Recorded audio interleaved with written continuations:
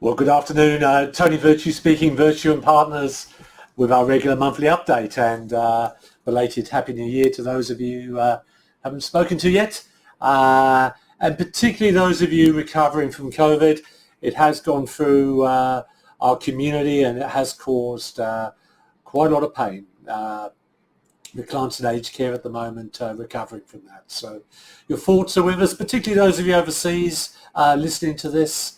And let's hope we can get back to some level of normality soon.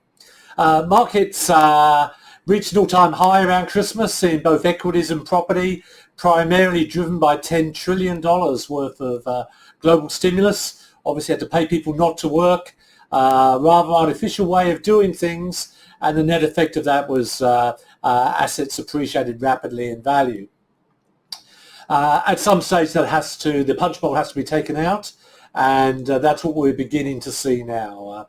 So markets had a pretty rough January, though recovering now. The US have indicated they will begin lifting rates in March, possibly 4 or 5 this year. In Australia, the RBA yesterday said, no, we're going to sit in our hands. We'll wait till we see how much of this inflation is long-term and how much of this is transient. So at the moment, the US looking at 7%, which is a big number. UK at 5%, we're at 3.5%, and hopefully as our borders open again and we have people coming back from overseas, that will cover some of these supply chain shortages, and hopefully we won't need to see too many rises. One of the areas that has risen has been petrol. For those of you putting petrol in the browser. Now, part of that may well be, as I put in my notes, this current matter between the Ukraine and Russia. I look back in my notes. I was actually in Russia back in 2008 and visited Gazprom with a financial advice community there, and interested in the same problems. There was a tussle with the Ukraine, also with Georgia, Crimea, primarily around using this gas as a lever for political powers. It kind of blew over, and from what I can see will probably blow over again. They try to do regime change there with kind of working behind the scenes.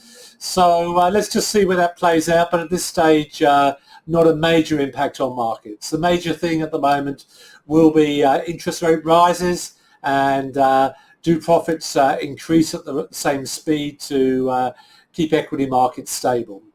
It's something that markets understand, and the numbers coming out of the US last few days have been very good from Amazon, very good from Google, from Apple, and that is reflecting now in markets improving in the last few days. That's enough for today, but it will be a very busy year ahead. We have a federal election for May. Unlikely there'll be a lot of interest rate movements in the meantime, but a bit of jawboning going on, I'd imagine, there. Good to see you, and I very much hope to get out into the country and see many of you face to face as soon as they allow us to. In the meantime, we'll be doing Zooms and this kind of communication, but all is well. Tony Virtue, when experience pays.